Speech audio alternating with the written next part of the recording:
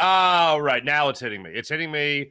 It actually hit me when I woke up this morning. I was hoping it would hit me when I went to bed last night, but I guess I was so just engulfed in the Sixers and enjoying that game against the Raptors last night and just enjoying every second of it. And there was something historic about that game that I didn't even realize about Joel Embiid, and we'll get to that. Well, I was also engulfed in the idea that James Harden is a system. So we'll get to that conversation. And it's Dallas. That's what hit me today. Woke up this morning. Well, there's something in the air. There's something in the air. Is it cowboy tears? It's a salty smell in the air. It must be cowboy tears. That's what it is. Because I do believe the Philadelphia Eagles are going to win this game. And I have done over this week, Cowboys week, so everyone wants to talk football. I've been doing they've been doing a circuit of just some different interviews. And it's like, at the end of every interview, I'm just like, I should be more excited for Cowboys week. Not that I'm going to be tailgating, not that I'm going to be partying, but it's just a huge game for the Philadelphia Eagles. And it could have major implications to how I actually live my life in the month of January. So it is a huge game, whether you're a fan or whether you get, whether it's a part of your livelihood to make sure you know what the Eagles and Cowboys are doing. And I can't wait for this kickoff on Sunday at 4:25 in South Philadelphia. I can't wait for it because I think it's going to be a hard-fought battle. I'll save the prediction for the end. I think it's going to be a hard-fought battle. I think it's going to be an epic game in this rivalry. And I am just excited to watch it all go down. I'm excited. Anytime you can watch a rivalry in football and any sport, really, it's just a joy, especially when there's so much on the line for the Eagles and the Cowboys. The Eagles obviously going into this game with a 3-point favorite. They're at home. So as far as I'm concerned, when you're picking the game on the money line, at least, it's a pick 'em at least. So I am looking forward to this game for that reason, that it's just going to be exciting. I think it's going to be very close. And I'm really hoping it doesn't turn into one of these sloppy games where you have rough turnovers and you can't sustain drives. And I think this is going to be a high scoring affair. I thought, unless I saw 43, 46, I think it was the over under. It could be that could be easy. That could be an easy pick for the over in this football game. There's a couple of things with the Cowboys that's obviously worth noting that you have to respect. A couple of names that jump to mind in that regard. Yes, Micah Parsons, Leighton Vander Esch, definitely. Dak Prescott, got to respect the fact that he's 8-3 against Philadelphia Eagles in his career. And you also have to respect that Sirianni and Jalen Hurts have not gone up against Dak Prescott and had any ounce of success. So I'd like to see this Philadelphia Eagles team kind of buck that trend and handle the business against the Dallas Cowboys come Sunday night. So we'll get into that conversation, as well as five things I'm really focused on in this game coming up here against the Dallas Cowboys, and what the Eagles are going to need to do to win. Because there's one thing that we scream and yell about. Actually, two things that we scream and yell about. One is offense and one is defense. And it's things that we talk about every single week that the Eagles don't really do. But if they were ever going to do them with any regularity, this would be it. This would be the game right here against this Dallas Cowboys team. Quintin Mikell joins the show, former Eagles safety. It's great to catch up with Q. Haven't had him on the program in quite some time. We had a lot of good times on this show with him joining me over the last couple of years that we've been on here, and it's always a good time, and I always come away learning something. He talks about his own personal memory when it comes to playing against the Dallas Cowboys. He also talks about when he learned of the rivalry and just how intense it was as a rookie here in Philadelphia, and then learning it even more so over the last couple of years. And then I asked him a very tough question, because you guys know me. I'm a hard-hitting journalist. I asked him about whether or not he would have better success defending A.J. Brown or Terrell Owens. Yeah, we'll get to all that more in today's program. Let me just start off with this. I want to end with the Eagles. So I'm going to start it off with the 10-9-8 76ers. They get another win. They improved to 3-1 on the very young season. And I'll just cut right to the chase, okay? Joel Embiid. I was unaware of this. I didn't know. I knew he was having a good start, but Joel Embiid last night, how about this? He now, to start a season, so just 4 games, to start a season, Joel Embiid has 30 points and 10 rebounds. That's what he's averaging in the first 4 games of the season. I don't know who keeps track of this stuff, but anytime you can talk about Wilt Chamberlain, you talk about Wilt Chamberlain. The last player in Sixers history to manage at least 30 points, to average 30 points per game and 10 rebounds per game in the first 4 games of the season. Wilt Chamberlain, 1965 to 1966. Joel Embiid has done it this year. That year, 1965, Wilt Chamberlain became the MVP of the NBA. So that's just, let the conversation start already. 4 games into the season. A couple of things about last night's game. Joel Embiid had 28 points last night. That was great. You had Tobias Harris with 23 points. Tyrese Maxey had 18. Furkan Korkmaz had 10. What? That's not allowed. He played more in last night's game than I think in the entire Doc Rivers tenure in Philadelphia. It was that much, okay? But I really enjoyed this game. The Raptors gave him some hell in the first half. Sixers came out at the end of that first half and really started taking control. Furkan Korkmaz had a great layup going into the fourth quarter. Everything that the Sixers needed to do in that game to nullify a Raptors run late, they did. Whether it was a Kelly Oubre 3, whether it was a driving layup from Tyrese Maxey, whether it was a multiple pivot fadeaway jumper from Joel Embiid from the middle of the paint. Everything they needed to do, they did in the game last night. And I continue to be impressed with Tobias Harris. Now, I have not been part of the Tobias Harris hate train in his time here in Philadelphia. That first year with Jimmy Butler being here and Tobias Harris and Boban Marjanovic being brought in late in the fold at the deadline of that year from the Clippers, that I have not. He was good. He was really good then. Brought a lot to the table that year.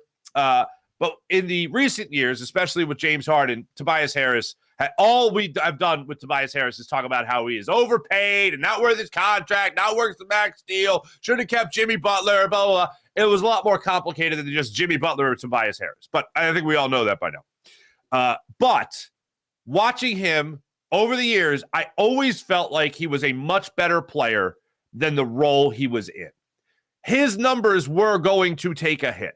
If you have Joel Embiid here with James Harden, your numbers are going to take a hit. And it doesn't help him that going into the Harden era of the 76ers, you didn't necessarily see Tobias Harris play at a very high level in general. I don't know if it was a funk. I don't know if he just wasn't. I remember him not being able to finish from the rim. I remember him not being able to knock down threes. I remember him making good aggressive moves to the basket and then clank off the front of the rim. I always believe that this level of talent has been in Tobias Harris. Now he has the opportunity, and I really don't want to use this word, but in this system here in Philadelphia, he has the opportunity to showcase it again. So you're seeing him shoot better from beyond the arc. You're seeing him more aggressive. You're seeing a guy like Tyrese Maxey or DeAnthony Melton if he happens to be bringing the ball up, or even Joel Embiid if he's bringing the ball up. You're seeing them be able to find Tobias Harris and a more aggressive Tobias Harris. He's not just standing in the corner trying to hide to help spacing for James Harden or Joel Embiid or Tyrese Maxey. He's in the corner and then he's cutting to the lane. He's finishing at the rim. He's going to the line. And he is hanging out in the corner and knocking down threes. So that version of Tobias, and he's shooting off the dribble again. That version of Tobias Harris is a guy that can help this team win late in the season. And again, I've always thought that this level of talent was within him. It was whether or not you were going to allow him to have a role where he was going to be a bigger, have a bigger role in this offense. With James Harden's here, not going to happen. With Tyrese Maxey progressing, a little difficult. With Joel Embiid being here, nearly impossible. With all three of those together, nearly impossible. But now you're seeing Nick Nurse tap into the Tobias Harris that the Sixers originally acquired, 4 years ago now? Here with the Jimmy Butler Sixers and Joel Embiid and Ben Simmons and all that. So I found myself watching last night's game being excited about the future. And it wasn't, I got into this yesterday when I talked about the 2 first-round picks that the Sixers brought in and the maturation of Tyrese Maxey and all that. But just knowing that those picks are in your back pocket, it really does help. And knowing that you have a soon-to-be 24-year-old Tyrese Maxey, or should be 23-year-old Tyrese Maxey, knowing you have a guy that young, this good, oh, man, it makes me feel great about the future. Makes me feel great. And one of the biggest buzzkill things about the 76ers, especially at the end of last year, was staring into the abyss. Where do they go after this? James Harden's not going to be back. Joel Embiid might be frustrated and want to leave. It's just going to be Tyrese Maxey. And I love Tyrese Maxey, but just Tyrese Maxey isn't even getting out of the second round of the playoffs, unfortunately. So I'm watching this all unfold at the end of last season. I'm like, where do we go from here as a fan base? Where do we go? And then Daryl Morey and Josh Harris, allegedly, went out there, got a deal done, brought in picks, brought in assets, brought in players that can help you right now coming off the bench. KJ Martin got into the game last night. He made his debut as a Sixer. Nice to see. I saw somebody actually pissed off that Marcus Morris is here. I'm like, Marcus Morris, I love the fact that he's here. Yeah, just like many people, I have it in my head of him looking at Joel Embiid in the playoffs of whatever year it was. It was one of the years that the Celtics bounced the Sixers out in the second round. I think it was the first time. And in the Joel Embiid era. And it was Marcus Morris going 3-0, as in we're in a 3-0 lead. I didn't mind that. I was like, well, if there's a kid from Philly, do we want me to pick him out? It's that guy right there talking that trash. So I love the fact that Marcus Morris is here. So you have guys that can help you here and help you now. And now you have guys that can also, you have at least assets and picks that can help you down the line. Not to mention a guy named Tyrese Maxey who can help you for years to come. And that is a very comforting thing. So as I'm watching the game last night, I'm watching Kelly Oubre hit those threes. I'm watching Tyrese Maxey just score every which way. Missed a step back three last night. I was really hoping he would knock that one down. If you're watching on TV, it was the bottom of the screen. But knowing he's going to be here for a long time makes me feel a lot better about this team. James Harden not being here makes me feel a lot better about this team as well. In case you didn't see it, this is spectacular. Here's what I have for you. I have James Harden's system cut. I am a system.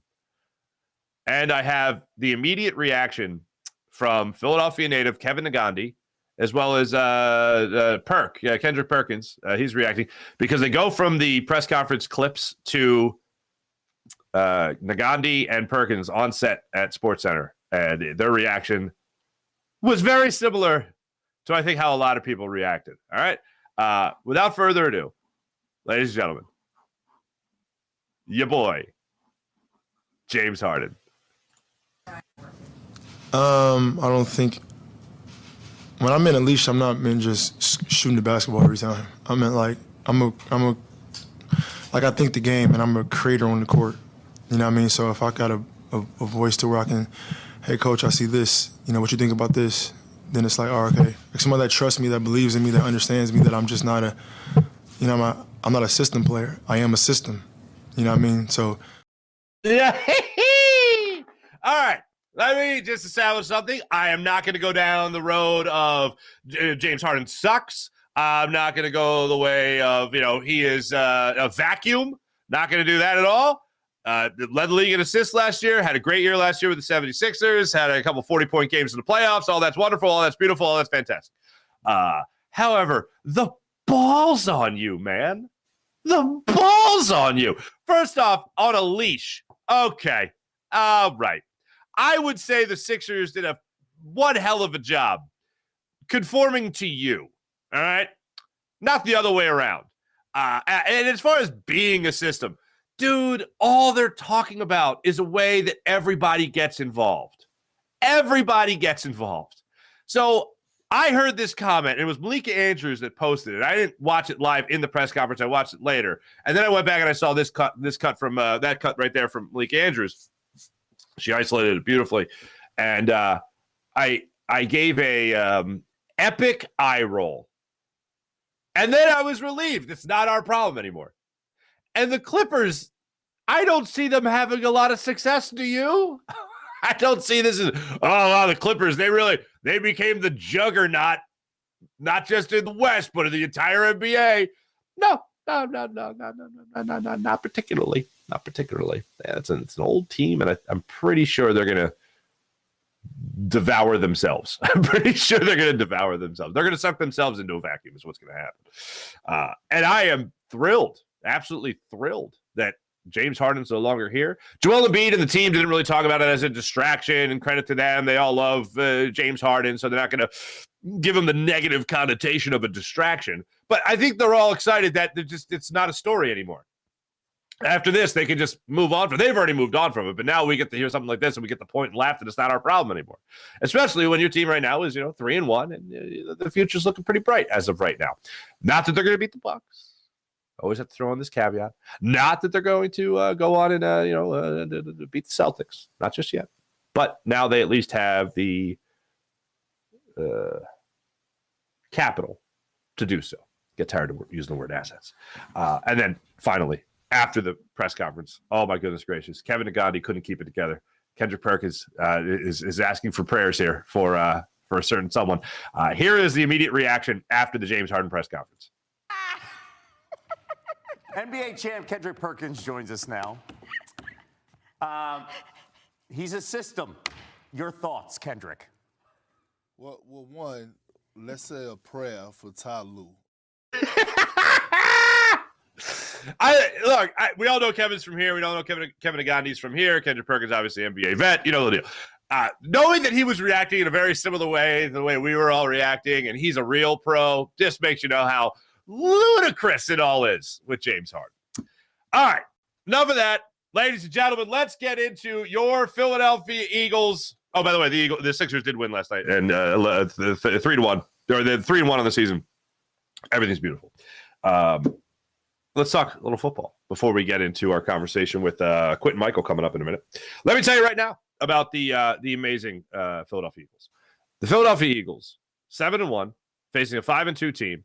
I've referred to this before, but the number one thing that goes into this game, all right, in no particular order, there's 5 things. Number one, realize the moment.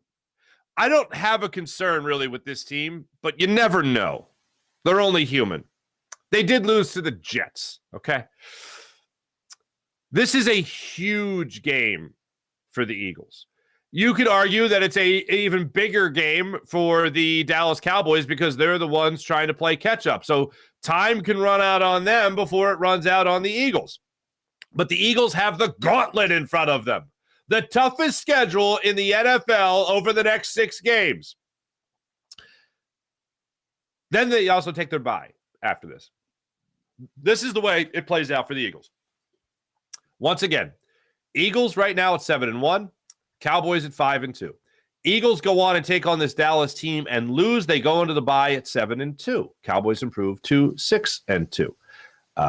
Then, while the Eagles are resting, relaxing, taking their bye week, the Dallas Cowboys play the craptastic New York Giants. Win. Now they're 7-2. Eagles come back from their bye. They're both at 7-2, atop the NFC East, maybe even atop the NFC.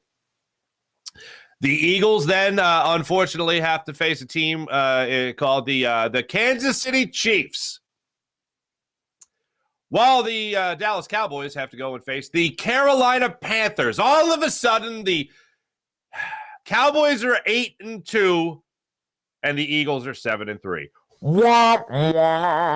Don't start off the gauntlet by losing this Cowboys game Sunday at 4:25 in South Philly. That's number one. Realize the importance of this game. Realize it. I know, don't look ahead. You can only concentrate on what's in front of you. No. Look ahead just for a minute. Just glance down the road because that'll heighten the awareness for this game. I'm not saying stare at it, dwell on it. I'm saying, oh, look at that. Okay, we'll be over here concentrating on this game now. That's all I'm saying.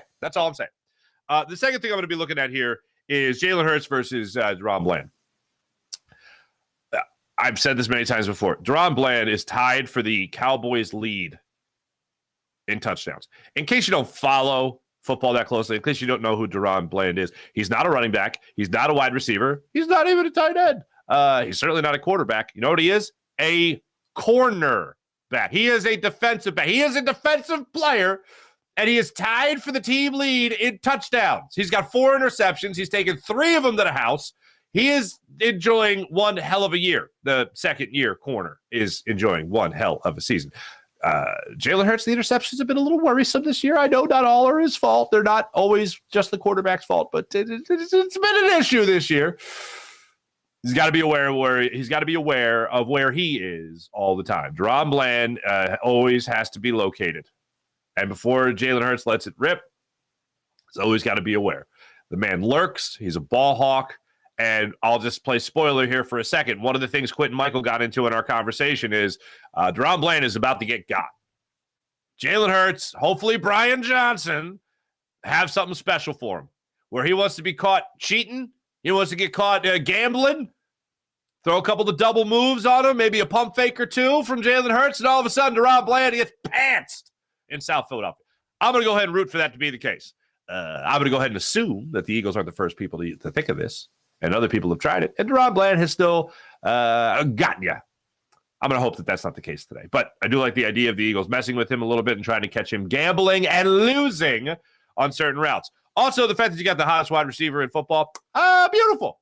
The player of the month for the month of October in A.J. Brown. I think that's a good counterpoint. So a good way to combat it. Being that any 50-50 ball, quote-unquote 50-50 ball, I got a lot of confidence that A.J. Brown is going to go get that football. So if he is matched up on DeRon Bland, I think it's going to be a really interesting matchup, and I think it'll be another feather in the cap of A.J. Brown. The other thing that I'm looking forward to, number 3 on this list here, is Micah Parsons. Lane Johnson and Micah Parsons. And it's not just Lane Johnson and Micah Parsons. It's, again, Brian Johnson and Micah Parsons. The Eagles this year, when it has come to the RPO, it has been damn near a thing of the past. Hardly ever used in comparison to previous years. With Shane Steichen here, the RPO, live, die. Everything's on the RPO. But with that RPO in recent years, they have been able to tame Micah Parsons. Seth Joyner had a theory that they're waiting potentially for this 6-game stretch to really start breaking out the RPO again. You're going to be seeing guys like Nick Bosa. You're going to be seeing guys like Chase Young again. You're going to be seeing a guy, obviously, like Micah Parsons during this stretch. You can break out the RPO. Now would be a good time to do that. Make sure you have those edge rushers caught off guard with that RPO. I think you're going to see a lot of it in this game. And that's where Jalen Hurts has really thrived. Cutting the field in half, getting to use guys like A.J. Brown on quick slants, getting to keep the ball yourself, being able to run with the football. When Jalen Hurts has really decided to run, and that's like an RPO where he's keeping the ball at the mesh point, not giving it to the running back and taking off with it. In those situations, he has looked more like, not exactly, more like the Jalen Hurts that we have come to know in recent years. The injury has not been as prevalent. If we have seen him really commit to running the football, to scrambling, he has looked really good.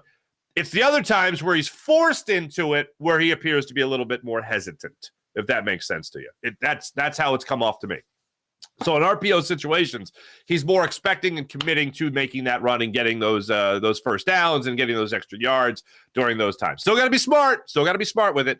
But I think the RPO will help keep Micah Parsons at bay. Lane Johnson will obviously keep Micah Parsons at bay. But Lane has always helped with that RPO. And I think if Brian Johnson does that in this game, the Eagles are going to have a lot of success. The other thing here, number 4 on this list, it comes down to Brian Johnson versus Dan Quinn. Dan Quinn's a pretty good defensive coordinator. Let's call it what it is. It's a pretty good defensive coordinator. Brian Johnson has not been overly impressive this year. Not even a little bit. The RPO is one thing I got to see. And the other is running the football. The Dallas Cowboys allow on average 108 yards per game. They're facing a team that can run the football. There's an interesting situation here. Tyler Steen was taking snaps at right guard yesterday, the rookie, who played tackle throughout his entire college career. And now all of a sudden he's a guard. So Sui Opeta might not be good, ready to go.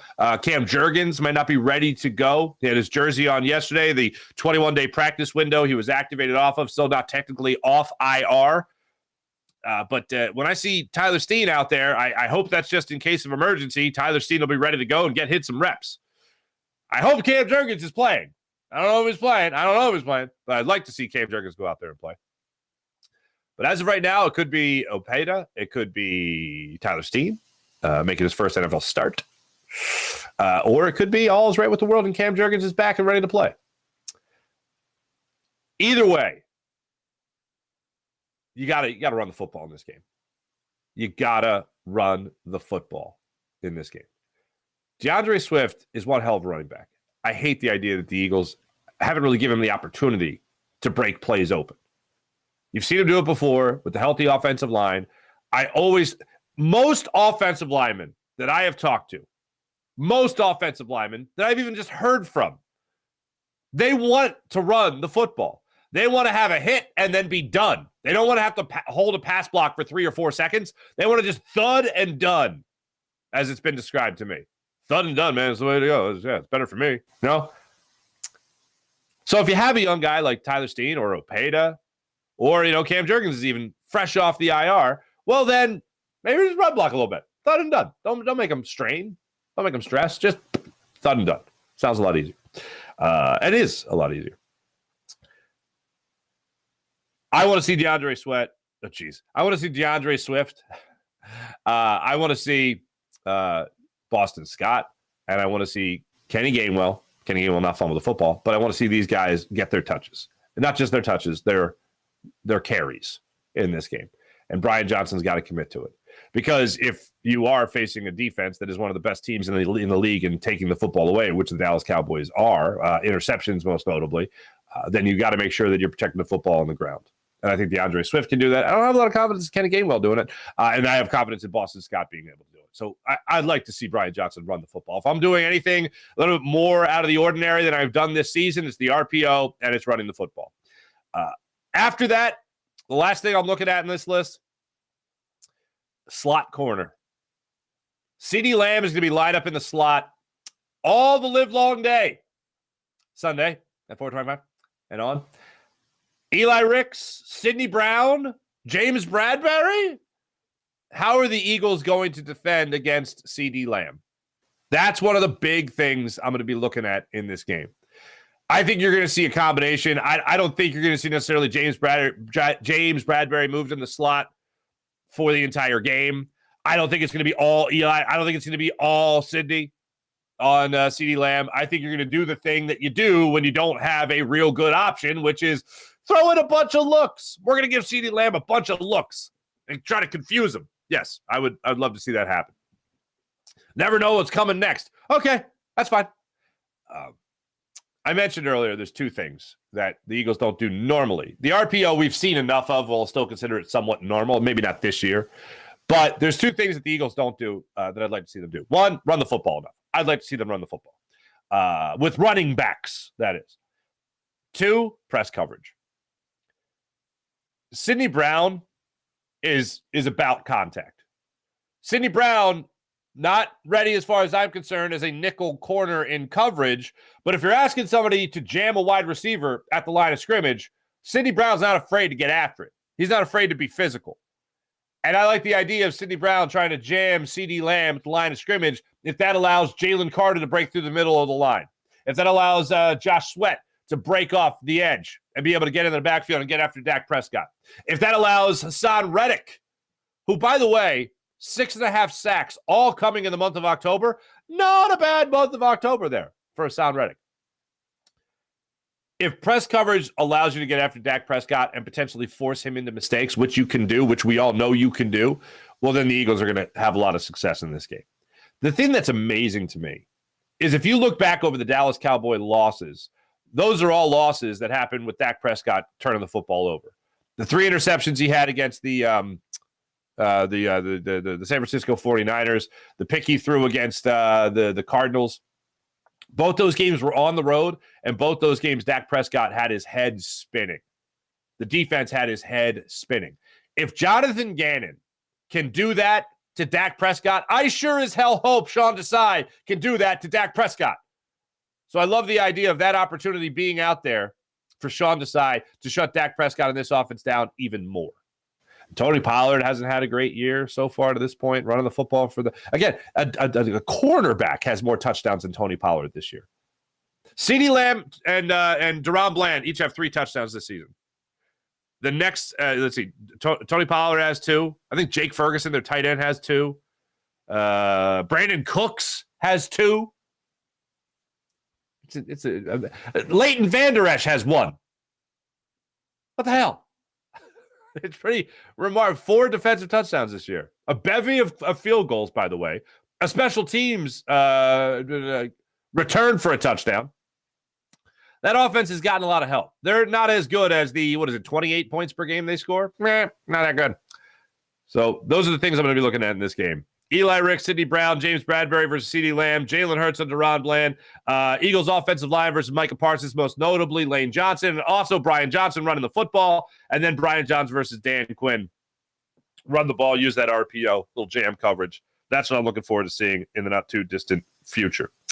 So that's what I'm looking at. Where are you wonderful people at? There you are. Nice to see you. How's things? Let me tell you right now about the great people of MyBookie. MyBookie.ag. Enjoy all they have to offer at MyBookie.ag. It's fantastic. Huh. That's interesting. Just make sure I have this up there. Yes, I do. Okay, good. Sorry, a little interesting thing here. Okay. Yeah, let me tell you about MyBookie. MyBookie.ag. A little technical issue I had just then. Sorry about that. Let me tell you about MyBookie. MyBookie.ag. How would you like up to $1,000 in a cashback bonus? You can do that at MyBookie.ag when you use promo code Farzy. That's promo code Farzy at MyBookie.ag. Enjoy all they have to offer. When you want to bet on football, you want to bet on just about anything, you can bet right now with the great people of MyBookie.ag. Blackjack tournaments, have at it, and have yourselves a good time at MyBookie.ag. Because at MyBookie, you can bet on anything, anytime, anywhere at MyBookie. You can enjoy it all at MyBookie. If you found $100, for instance, on the ground, you want to just walk past it, you know what you do? You go up there and you'd be cashing winners at MyBookie. That's what you should be doing. MyBookie has the biggest online selection of odds and contests to fill all the sports betting needs anytime, anywhere. So you can turn your sports knowledge into cash in your wallet. Cold, hard cash. Bet on the NFL. Bet on basketball. Bet on anything. And you can share the big cash prizes and weekly blackjack tournaments. If you've been waiting for the right time to get in on all the action, that time is now. Make your winning move today at MyBookie. Sign up at MyBookie and use promo code Farzy to claim your deposit match redeemable up to $100. Again, that's promo code Farzy to claim your bonus. Experience the thrill of sports betting right from the comfort of your own home. Bet on anything, anytime, anywhere with MyBookie. Let's get into the chat check and see how you wonderful people are doing. I will say this just to acknowledge it for the live audience here. PJ, I don't know why I'm not seeing Farzy Show on the Farzy Show page. Oh, there it is. It's a different thing. It came up in a different tab. Maybe I just had it messed up. That's probably what happened. I had it messed up. But let me lead it off with Dan Schwartz. Dan Schwartz, what's going on, brother? Nice to see you. Quintin Mikell, Boise State pride when they used to be relevant. Oh, womp womp. Go Birds. Have a hood weekend all? I think that means good. Everyone's excited to see Dan. Nice to see you, Dan. Harden sounded more delusional than ever, calling himself a system, says Jason A. Yeah, it definitely came off like that. T-Bro, what's going on? Sean Kilrain, what's going on? April, good morning. T-Bro. Dan, the OG of the chat checkers. You're damn right he is. Can't wait for Harden to fall again, says April. Oh, that's cold. That's cold. By the way, April, that's clearing up. It's clearing up. I could go with the plunging neckline again. Can't wait for Harden to fall again. Yeah. Sean Kilrain, I see Penny being activated for this game. Sean Kilrain, that's the hottest take I've ever seen. I wish it wasn't, but they really think I don't even know why he's on the roster. I'd rather have Trey Sermon. Maybe in the second half of the season after the bye week, they activate him, but I just don't think they have any confidence in Rashad Penny. Sixers will see the Clippers, Mr. Loser mentality in March. Can't wait. Yep, I concur. Andre Dillard played an awesome Thursday night game. I barely watched the Thursday night game, but that's great. I root for Andre Dillard. I do. 34-24, go Birds. I like it. With the win, Farzy. I like it. Eagles get the win. I always like it when the Eagles get the win. Jason A on the JAKIB chat. What's going on? What's good, Farzy? How about our Sixers? How about them Sixers? By the way, JAKIB Media people, more of me on JAKIB Media later today when I'll be on with my friend Derek Gunn for Sports Take. I'll be filling in for Rob Ellis. Rob needed a day off, so I'll be with you guys 11 to 2 on Sports Take today. As for my official prediction, before we get to our Quintin Mikell interview, my official prediction for this Eagles-Cowboys game I have stayed around the 3-point marker for the Eagles and Cowboys. I've stayed right around there. It's a question of whether or not it's going to be a high-scoring game or a low-scoring game. I do feel like this is going to be a higher-scoring game. I feel like this is going to be a 33-30 Eagles win. That's where I am right now. I'll wait for the final injury report to come out, but right now I'm at 33-30. Eagles win this game. They improve to 8-1 again going into the bye week. That's the way I see it playing out. Let's get to Quintin Mikell. Thanks for watching. Thanks for listening. My name is Mark Farzy. Also, I'll be on Fox 29 at 7:30 and 7:45 today, so don't miss that as well. As for right now, here's my conversation with former Eagles safety Quintin Mikell.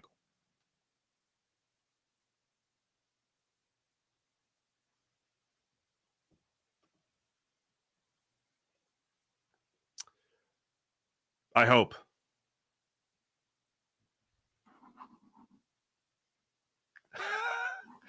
PJ?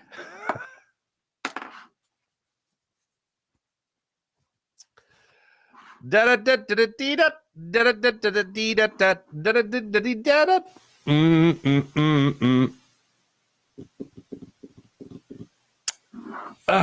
guys want to do a production meeting right now? Let's do a production meeting right now.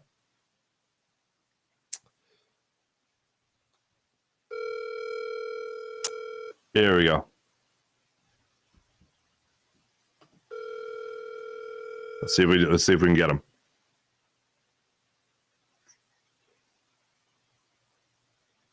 Hello. Yes, sir. Hey, buddy. Would you mind playing that Quintin Mikell interview? Yes, sir. Thank you very much. On the Farzy Show, you know him, you love him, not just from his time with the Philadelphia Eagles, of course, not just from his time in the NFL, but also from Q&A with Jason Avant on the Inside the Birds podcast and the Inside the Birds Empire, our good friend, the Q to that A, Quintin Mikell. What's up, Q? What's going on? How's it going, man? It's going great. I got to tell you, first, the last time we talked and you got the earbuds in, I got to tell you, the last time we talked, you told me about this little trick as a dad to help zone out everything in the car, low volume on the earbuds on a road trip. Yeah. I don't want to say it was a road trip. It was only like 3.5, 4 hours, whatever, but still a long time to be listening to Coco Melon on iPads in the back, So I had him in. I was listening to old podcasts. I was listening to a little, Inside the Birds, right? A little Smartless podcast as well. I enjoyed that. A little Dana Carvey and David Spade podcast final. And, I was just like, thank you to my friend Quintin Mikell. This is a veteran dad move right here. So thank you for that tip. No doubt, man. You got to keep yourself focused and keep yourself up and awake and ready to go. So yeah, and again, for the people, for the critics, low volume, but just enough to hear it, but also hear, a police siren or a car coming up and on the whatever. All right, so the Eagles, like first thing out of the gate here, Q. You're looking at this. It's Dallas week, as we know, and I just want to jump right into it with you. I want to get into Kevin Byard and adjusting to a new team, new terminology. Sean Desai, what your earlier impressions are through 8 weeks of him being the Eagles defensive coordinator, going into 9 now. But first and foremost, when you think of Dallas week, I'm always curious to get a former Eagles perspective on this. When did you realize Eagles-Cowboys wasn't just another game or wasn't even just another NFC East matchup?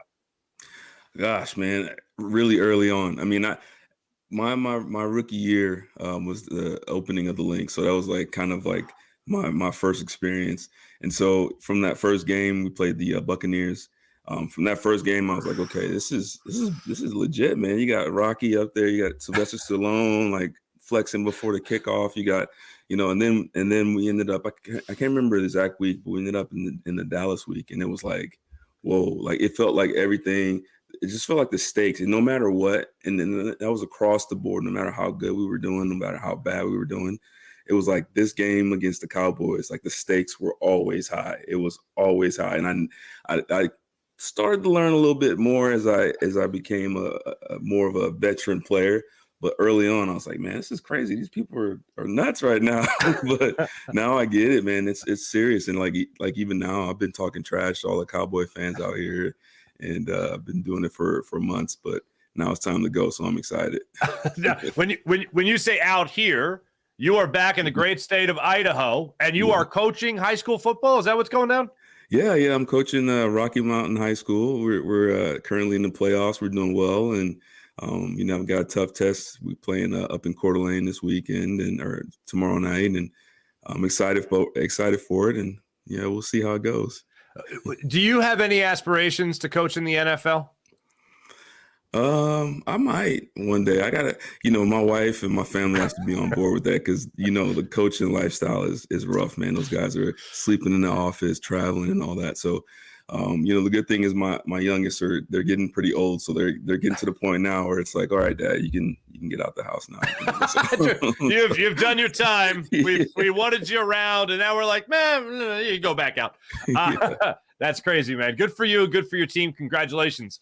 One more thing. When you think of Eagles Cowboys as a player, like in game, is there a play? Is there a moment that really jumps out to you from your time playing against the Cowboys as a member of the Eagles? Yeah, for me personally, there's many that stick out, but for me, my personal best was down there in Dallas, and I believe it was on Christmas Eve, and Marion Barber. It was like I was kind of early on in my career, and I was only playing on goal line, and it was like third or fourth down on the goal line, and I was in goal line situation, and they handed the ball off to Marion Barber, and I flew in, and I was like, "Hey, it's either you or me, buddy," and I went full speed and did what I did what I could, and got him down and celebrated. So that was probably one of my favorites as a personal for me personally. But obviously seeing Lito, get the was it a fumble interception running? I believe it was interception. Yeah, 102, I think. Yeah. Yeah, 102. That one always sticks out in my mind. The first game playing after T.O., his defection over to the Cowboys. There's so many good games, man, and not always great.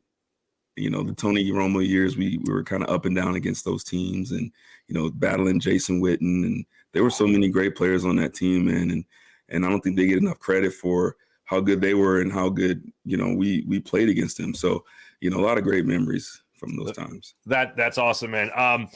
One thing that you played for a couple teams there in the NFL. I don't think you were never traded in season, where you never had to pick up in the middle of a season, from my recollection. Yeah. So this Kevin Byard fella is coming here to Philadelphia. He's here in Philadelphia. He's played one game already. What is it like welcoming in someone to a locker room that is just kind of joining midway through? I know trades weren't as prevalent in your day that they are right now, but what's it like bringing in somebody new and bringing them along with the new terminology and new teammates, especially in a secondary like this one?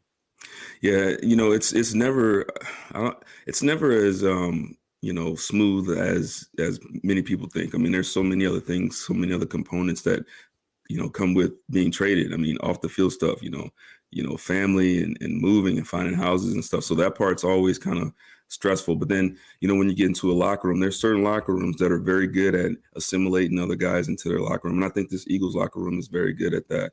They've always been good at that. And so I think he'll do just fine. I think he's coming to a place where I think he's going to feel appreciated. He's going to feel, the Philly fans are going to love him. The Eagle fans are going to love him. He's already been on the field a little bit. So, he's been welcomed with open arms. And so that always is like a really big thing. And so for me, like the only experience that I've ever had that was remotely close to that was signing with the St. Louis Rams, like right after the lockout. So it was like the lockout ended, I signed with the Rams, and then I was out in St. Louis. So it kind of felt like I got traded in a way, or not the same, but it was just a little bit different. And so late to the fold. You were late to the fold. There you go. That's perfect example. So, for me, it was just a little different because it was like, I don't necessarily feel like, because there was already guys that were kind of already solidified in their spot, and I kind of was coming in and kind of taking their spot. This situation is a little bit better for him because no one had, came up and just, hey, this is the number one spot. Like, I got this. And so for him, he's moved into that number one role, and he's assuming it, and he's going to take off from there. And so, yeah, he's going to be good to go. So what do you evaluate from just one game? It's one game, but what do you evaluate, and do you expect the maturation process to take a couple weeks before he really understands what's going on around him here in Philly? Yeah, absolutely. I think it's going to take a while. I was watching the game closely, and I was watching him very, very closely. And there was a couple calls where he was getting the signals, and I could see that he looked over to read, and he was like double checking to make sure he understood what it was. So, just little things like, understanding not only the signals, not understanding understanding the coverages, but also understanding his teammates. Like the one touchdown that was thrown down the middle on Sidney Brown. Mm-hmm. It was a single high safety, and maybe in the previous defense or maybe with previous teammates, he was used to kind of playing over top of the other seam, and so he kind of came out of the middle.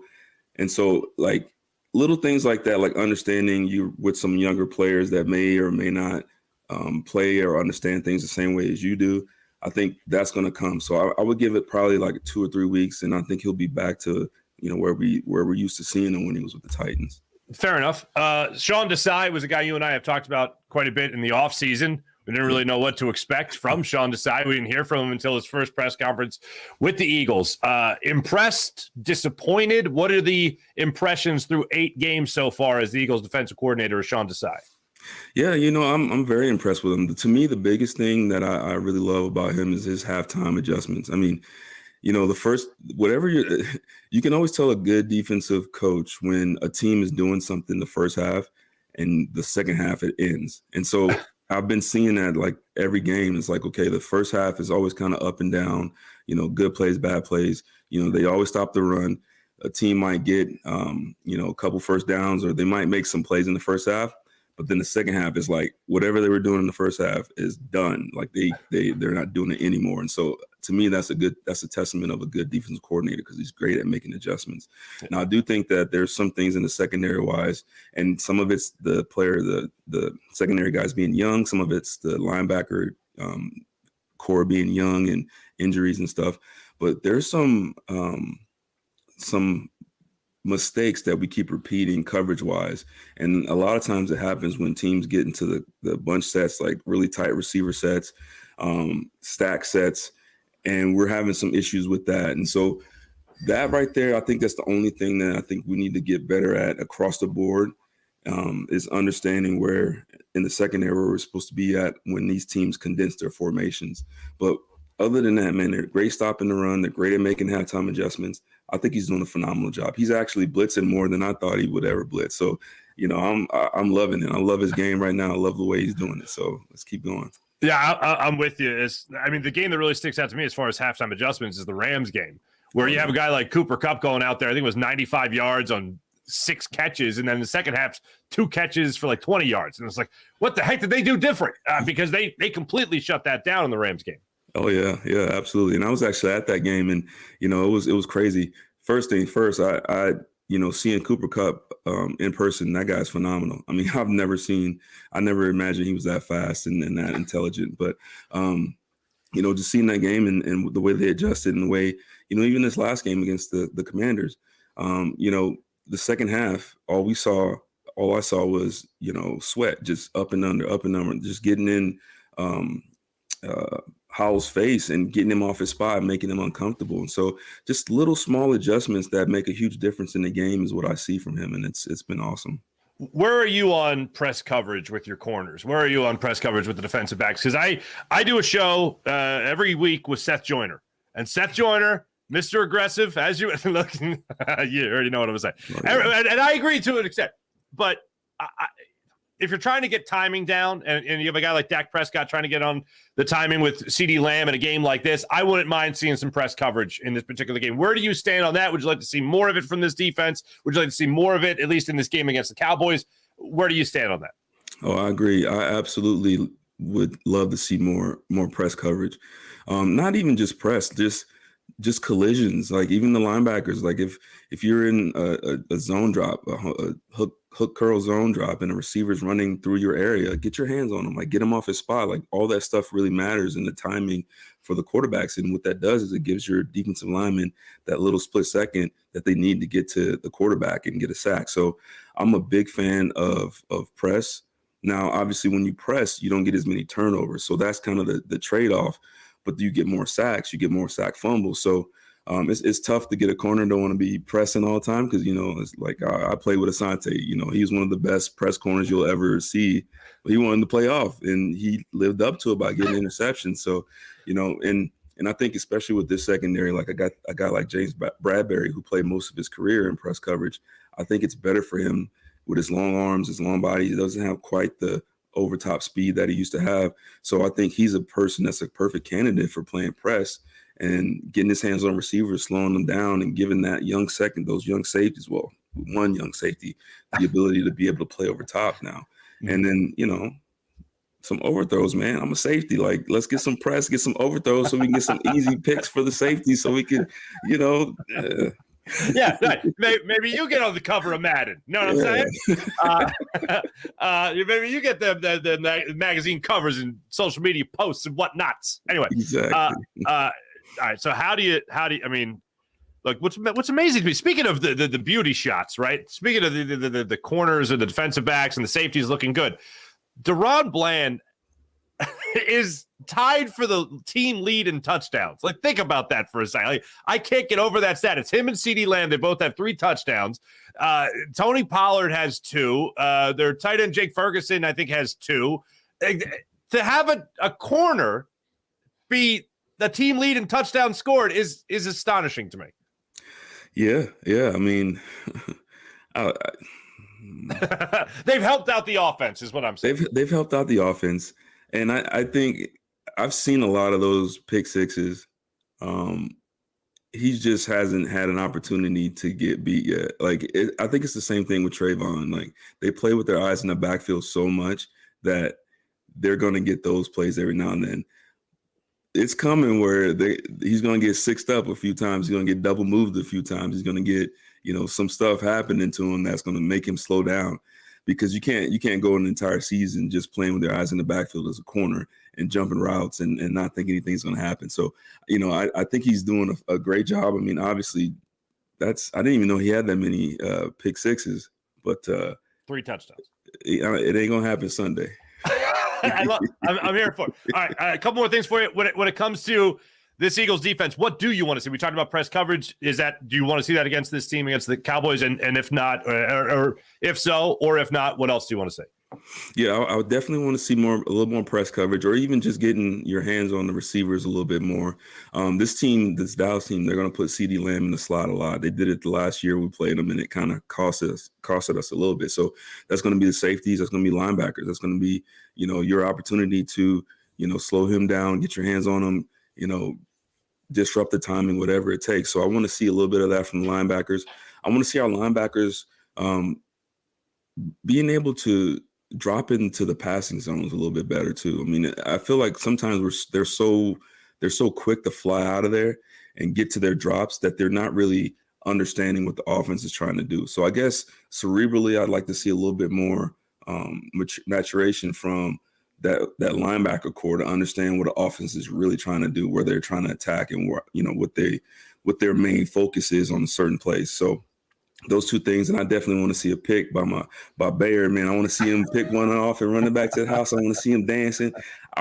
Listen, it's at home, but you can run to the middle of the Eagle and do the T.O. Dallas thing. Whatever you want to do, man. Let's get us a pick 6 this week, man, for the flap your wings a little bit. Come on. All right, now these are 2. One's a hard question, one I don't think is that hard, but I'm going to ask you the hard question right now. This is the last 2 I got for you, okay? Okay. Quintin Mikell's going back. He's patrolling the secondary. Out of the break. Breaks free past his corner. Is T.O. or A.J. Brown? Who is striking more fear into a young stud safety named Quintin Mikell? Who's more likely to beat you? Is it T.O.? Oh, that's right. I'm doing it to you, pal. Is it that defector T.O., or is it the A.J. Brown fella who is on the hottest streak ever in the history of the NFL by a wide receiver? Man, that is I'm cruel. That's a tough one. Cruel and unusual. Because on the one hand, you got T.O., and he's so just tall, long, and big and fast. And then it's like you got AJ who might juke you, run you over, stiff arm you to the earth. Are you asking me who I'd rather see? Who do you think you have better odds of beating? I think I have better odds of getting T.O. down. Because he wasn't necessarily. I mean, he wasn't necessarily known for his run after the catch, right? And I practiced against him, so I figured out ways to be able to tackle him. So I think I'd rather see T.O. AJ, I mean, he's just on a different level, and I think if he keeps, I mean, obviously he's at a great level. He keeps progressing. He's going to eclipse what T.O. did in this league. Yeah, it could very well happen. At a jump ball situation, you beating AJ or you're beating T.O.? I'm not beating either one of them. fair enough. You see me jump? Okay, hold on. We'll put you on one of Jason's trampoline park things, and then you'll if I get the trampoline and they don't, then I'll definitely win it. There. Well, you know what? We will. It's an idea for a bit. We'll do it one of these. And then finally, I know you're going to give your prediction, of course, for Q&A, the podcast you do with Jason Avant on the Inside the Birds network there, the Inside the Birds Empire. But can you give me a hint here? What are you leaning towards for Eagles and Cowboys kicking off Week 9 on Sunday? Yeah, I think this Cowboys team is very well coached. I don't think they have enough explosive players, and I don't think that they can run the ball against this Eagles defense. I think Dak is still Dak, and he's going to make mistakes in critical times. And I think offensively, even though this defense is really good, they play really undisciplined at times, especially in the secondary. So I got the Eagles winning this one. I'll say 34-31. I think it's going to be a high-scoring game, but I think the Eagles win 34-31. Yeah, I'm in a very similar ballpark to you, my friend. Quintin Mikell, great catching up with you. Continued luck to Rocky Mountain High. What was it? Yeah, Rocky Mountain High School in Meridian, Idaho. That's no accident. Go Grizzlies. That's no accident. That name, that's Rocky Mountain High. That John Denver keeps on getting you. Quintin Mikell, always great catching up with you. Make sure you guys check out Quintin Mikell with all the things he does with Inside the Birds podcast, also Q&A with Jason Avant as well as part of Inside the Birds podcast. Q, thanks so much, brother. Great catching up with you. All right, thanks for having me. I'm going to go get that launch trampoline park certificate for you and AJ Brown. There you go. Wait, no, he doesn't get one. He's got to be regular ground. Right. He'll get the little mini kids trampoline. You'll be on the – all right, understood. Quintin Mikell, thank you so much.